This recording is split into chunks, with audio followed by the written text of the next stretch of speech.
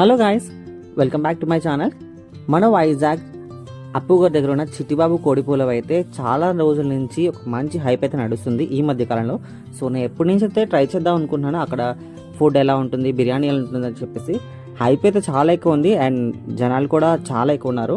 And మీకు చూస్తున్నట్టు line అయితే చాలామంది ఉన్నారు, దగ్గర దగ్గర 30 to 40 మెంబర్స్ వరకు రోడ్ మీద లైన్ వరకు ఉన్నారు.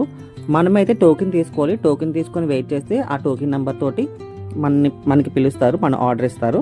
సో నేనైతే ఒక chicken fry pulao large and prawns mini తీసుకున్నాను. దాంతోపాటు మనకి కచంబరి, గోంగూర చట్నీ, ఆనియన్స్, లెమన్ కూడా ఇస్తారు. సో ప్యాకింగ్ కూడా అద్భుతంగా ఉంది.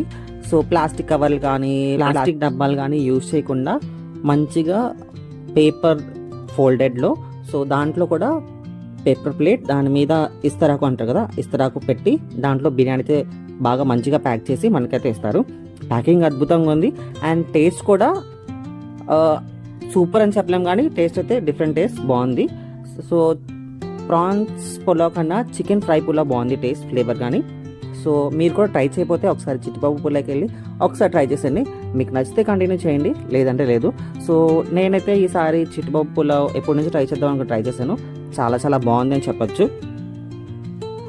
సో మీరు కూడా విజిట్ చేయకపోతే ఒకసారి విజిట్ చేయండి. ఓన్లీ పార్సల్ ప్యాకింగ్ ఉంటుందండి, డైనింగ్ ఆప్షన్ అయితే లేదు వాళ్ళ దగ్గర, ఎందుకంటే చాలా చిన్న స్టాల్ కాబట్టి. సో మీలో ఎంతమంది ట్రై చేస్తారో కామెంట్ సెక్షన్లో కామెంట్ చేయండి.